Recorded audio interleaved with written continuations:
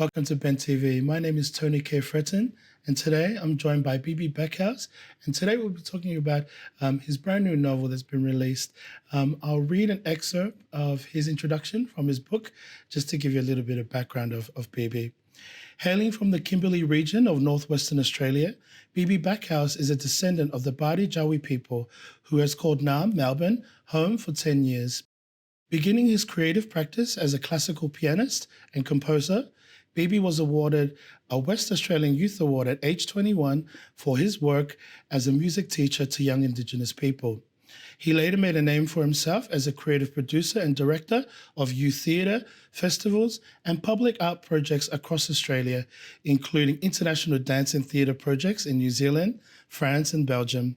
While holding senior positions at leading public arts organisations in Melbourne, Bebe successfully fostered many artistic opportunities for Aboriginal and Torres Strait Islander creatives to showcase their work in mainstream platforms, allowing traditional culture to thrive in the public realm. A leader in designing and delivering high-profile programs and strategic projects for Australia's diverse communities, Bebe is a frequent commentator on the arts and cultural community. Holding cultural integrity at the forefront, he has a passion for advocacy, advancement, and the health and well-being of Aboriginal and Torres Strait Islander people. After being published in the anthology Growing Up Aboriginal in Australia, edited by Anita Heiss, Bebe continues to share his life experiences through his writing, with the hope of enabling connection and inspiration. More Than These Bones is Bebe's debut solo publication. Welcome to the show, Bebe. How are you? I'm good, Tony. How are you? Really great, thank you. Now, that was a really great intro about you, and knowing that these things are written in books, you know, and I guess your media team puts these things together. Is there anything missing from your introduction? I mean, I know there's more to Bebe than this, but anything you'd like to add? No, I think that pretty much sums it up very well. Okay. I was going through it as you were reading. I was like, yep, got that. Yeah. Take it out.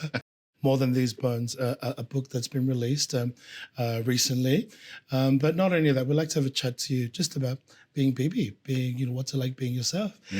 What's the journey like for More Than These Bones? I read out the introduction of who you are, but can you tell us a little bit about More Than These Bones?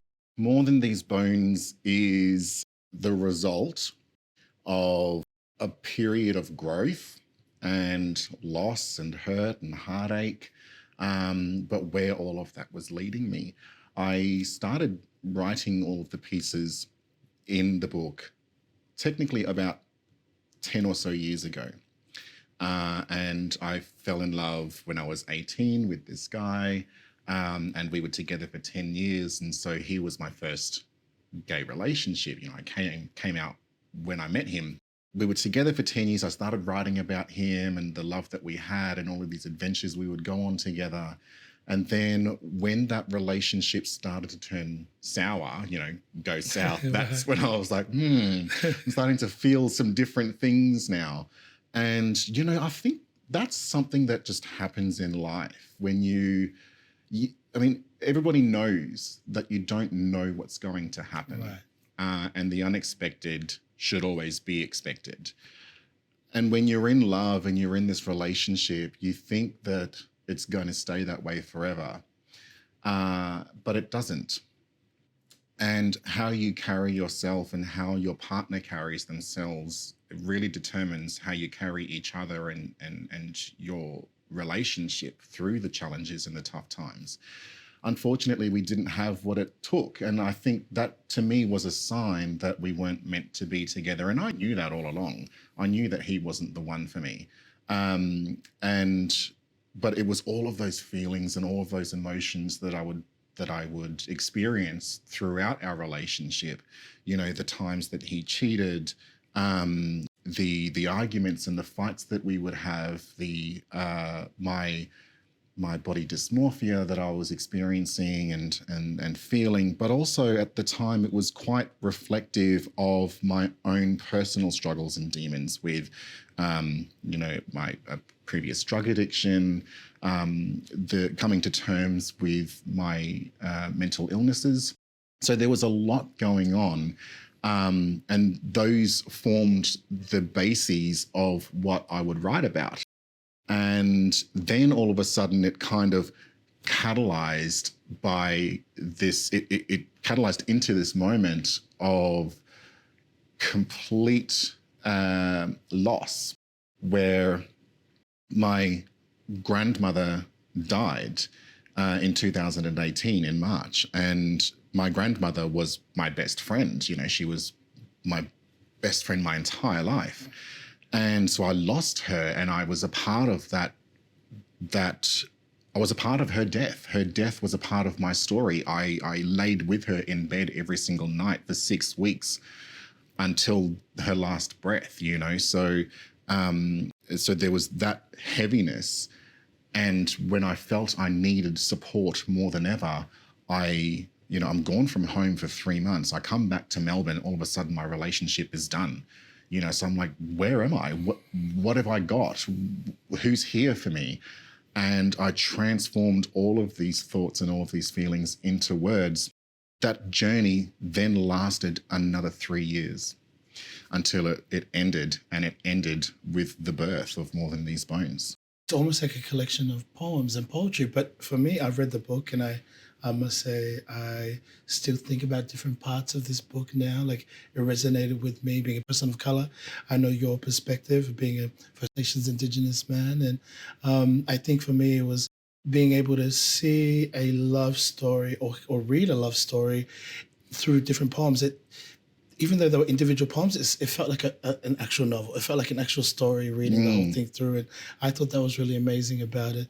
Now, did you start writing it when you were together, or was this after? Oh, okay. Yeah. So the pieces, a lot of the pieces in there were from when we were together. Okay. The first chapter, the beginning, is completely made up of pieces from when we were together. Right. And then the rest were written in the moments that they represent.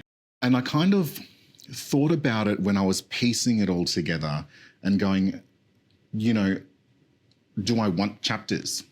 Do I want them to be in some kind of sequential order where they, you know, almost are chronological, or do I want them to be more random and abstract? But what I realized when I was writing the book was that the subject matter that I would write about was changing. It started with writing constantly and incessantly about the end of the relationship and how much I missed him and how much I hated him, right. You know, and then how much I loved him. But then it started to change because I started to learn who I was, right. And I started to throw myself out into the gay community. Mm-hmm. And the more people I met and the more freedom I experienced, the lighter my thinking became and the more playful my words became. And all of a sudden I found myself writing about these strangers, or writing about these memories of strangers, or people that I would encounter overseas, or, you know, for work or holidays or anything like that. And then eventually, for the first time ever, I actually found myself writing about me. Right. And that was a really big challenge because I had no idea who I was. You know, I know myself, but I don't know who I am, if that makes sense. I couldn't kind of ever look at myself through a lens of complete clarity and go, oh yeah, these are all of the different fragments and pieces that make up Bebe Backhouse. And so I tried to do that. Right. And it was a very deep, scary process. Absolutely. Because the confrontation of my own reflection, you know, was something that I'd been avoiding for so long, but it was the most healing part of the entire process. And so knowing that there were these different topics and subjects and people that I was writing about, I knew that that was my story. Right. That was what I wanted to relay to the reader. So it starts with, you know, the beginning of this incredible, adventurous love, and then it shifts into its demise, but then tells the story of what happens next. I meet these other people, and I fall in love and fall in lust more times than I could count. Right. And then, you know, speak about my family and my friends, and then again, in the end, speak about myself. And that was the perfect way to end it, was going, all of these things that have happened have led me to this point. When you read back on the book, and I know with the launch of it, you go back and read a lot of this out aloud again. How does it feel now, like now that it's been released? It's very interesting. It's strange, because the book had been delayed several times during COVID. And so in the end, I just gave up hope, and I was like, you know what? I'm not going to schedule the release. Like the publishers will schedule it themselves. Right. I'll just keep checking the emails, refresh every 12 minutes. But it'll happen when it's meant to happen. And then it happened a year and a half after we first thought that it would. Right. And so much time had passed. Yeah. And within that time, I had continued to grow and develop and mature. And so when the launch actually happened, the book had been in my hands before. But it was kind of thinking to myself, what is this going to mean? Right. What is it going to represent? I know these words, I know these poems, I know these stories, the text messages in it, everything about this book, I know, it's me. But what is it going to mean and represent when it's out in the world? I can't hide anymore. Yeah, exactly. I know that I write my truth for other people to read it, so I can hopefully maybe inspire somebody. And so I know that that's my ethos and that's my purpose with my words. But I can't hide or run from anything anymore. And so when the book launched, it felt so natural. Right. And it felt so relaxing and calm because I had been anticipating it. But I felt more than anything that I was ready for it. Right. I was ready for the book to be out. I was ready for it to land in people's hands and for them to hold it in their laps and to flick through the pages and connect with whatever they wanted to and whatever they could. And more than anything, I was ready to move on to my next chapter, right. And shift my focus into what's coming next for me. Okay. And relax into the journey of the book. Right. Whatever that might be, let it happen. Now, More Than These Bones, tell us a little bit about what made you choose this title. I know it's a poem, right? It's one of the poems in the book, but why this? Why More Than These Bones? It was going to have a different title. Okay. Yeah. Because when I first started piecing the book together, I had this vision and this image in my head, and I was like, it's going to be a series, and this is going to be part one. Right. And really, it was kind of like this revenge piece, Right. Truth be told, it was this revenge piece against my ex. And it was me telling the truth about our relationship because, he was quite a public figure. Okay.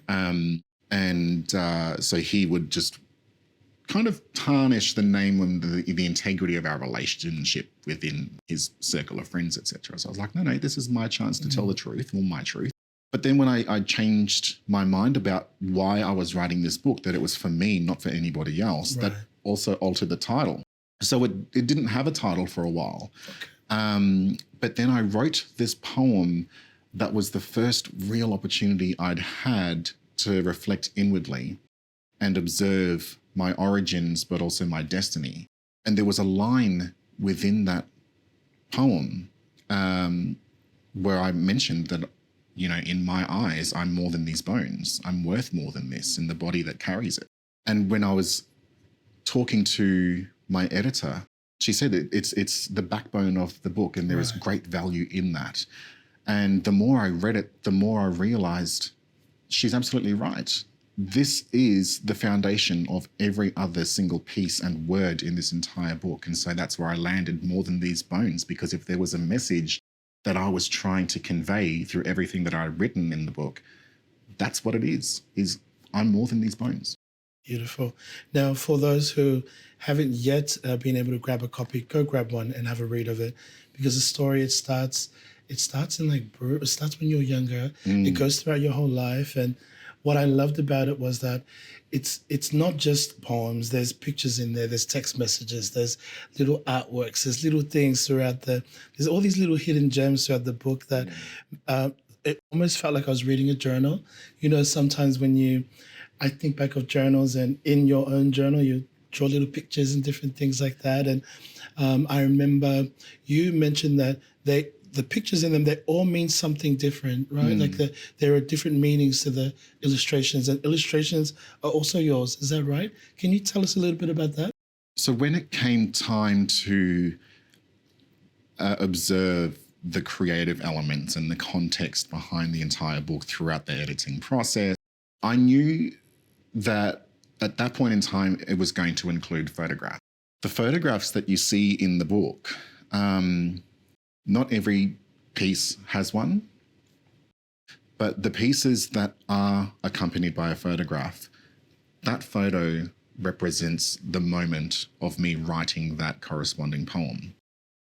As an example, there was a bench in Thornbury Park here in Naarm that my grandmother and I sat on in the last time that she was visiting me while she was on a business trip before she died. And after her death, I went back to that park for the first time, and I sat on this bench and I wrote a poem called Grief is a Terrible Dinner Guest. And when I finished writing that poem in my journal, I stood up, stepped back, grabbed my phone, took a photo of the bench and went home. And then when it came to compile the book, wrote the poem into the book and then put that photograph next to it. So that's the pattern that you see. Is any photograph, you know that that photograph represents the moment that the poem was written.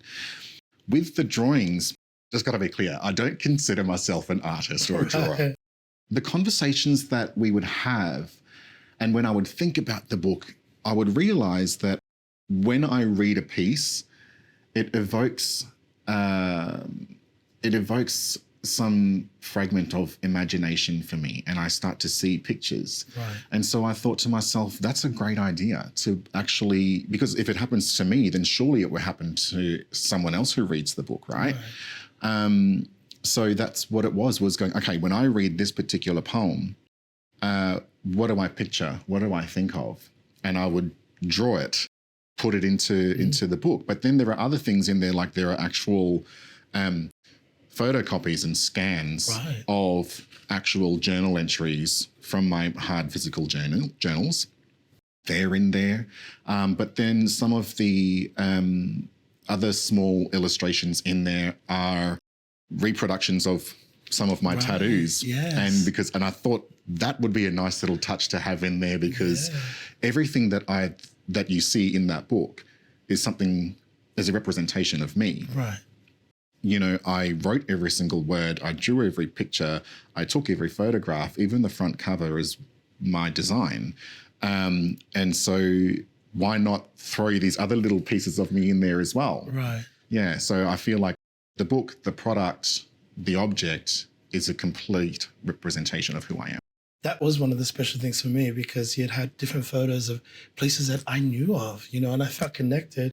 And I'm like, oh my God, I've been there. I've been down that street. And I felt a little bit more connected because of that. And I love the fact that it's a queer love story based out of Melbourne, coming from Melbourne. And let's have a chat about that. Who were some of the writers or people that inspired you? Had you been an avid reader of queer literature before? Or what were some writings that you thought maybe they inspire me to be a writer? Or I'd been writing since I was a kid.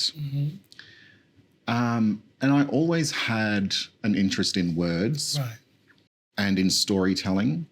I think what had happened was that I just never realized my own potential or just how much I loved it. And I continued, I just always loved literature. I loved books, I loved reading, and I eventually grew to love writing also. So when I hit my teens, I started to play around with poetry and learn how to write in different styles of poem, but never with any kind of clear intention, aside from just doing it for me. Yeah. And then, you know, the anthology Growing Up Aboriginal in Australia, I was actually strongly encouraged by a friend to submit a piece for that. And I was like, I'm not going to do this. Fine, I'll do it. Yeah. And so I did that. And that really was the first time in my life that I thought to myself, oh, there might be something to this. I might be good at this after all.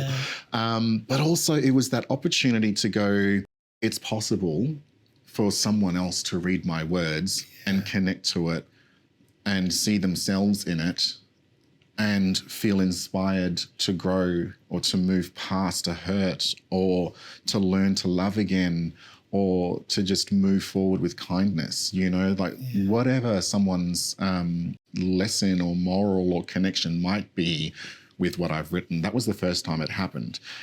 I never really had any inspiration growing up with words.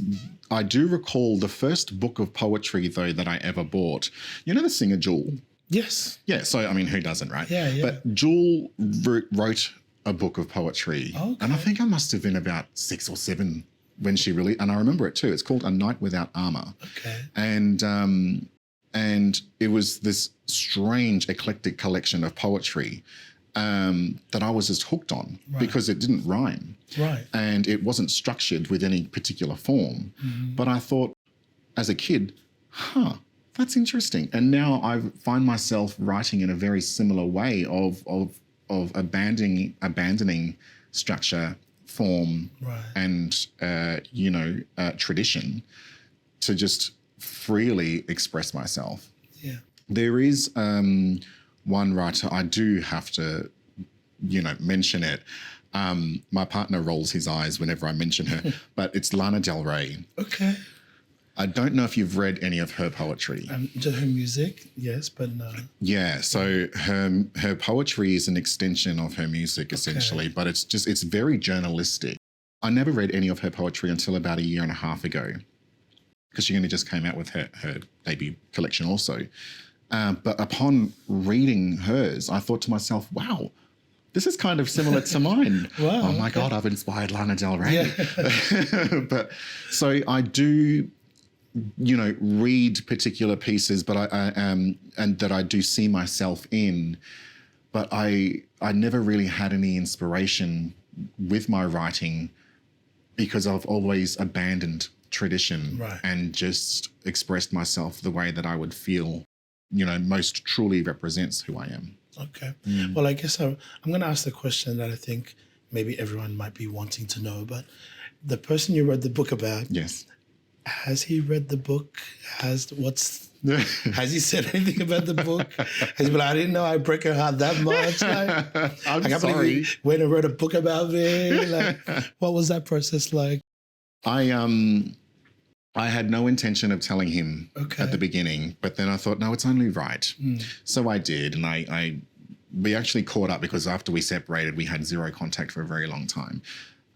But then we went out for a coffee and we reconnected, and I'd say to him, hey, FYI, I'm writing a book. It's not about you, but you're in it. Right. Quite a bit. You got your whole chapter. And it's not pretty. But he was nervous, but he was supportive. Okay. And I was grateful for that because what he was supportive of was me telling my own truth. Right. He didn't necessarily need to agree with it or think that it was aligned with what he thought and felt, but that doesn't matter because it's my story. Yeah. And so I don't know if he's read it, but he knows it exists. He knows it's out there. He congratulated me on the release and the launch. I hope he does read it. Well, it will mean that he's bought it, so that's a little bit of pocket money for me. Extra sale. But I feel that it was very, very helpful for me to move on and heal from our relationship by writing it. So I imagine that reading it might do something for him too. How has the response been? What have been some of the comments that people have shared with you since the release? How have you been finding that? I'm quite a modest person. So when people talk to me about the book and, how they feel, what I interpret is a lot of gratitude. Right. people seem to be quite grateful that I've been raw, honest, and authentic in my words. And really, I don't know any other way of writing because everything that's written in the book has happened. Like, it's all real.